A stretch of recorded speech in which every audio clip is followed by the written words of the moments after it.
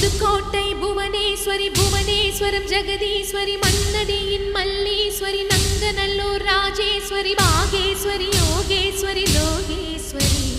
Melmalayanur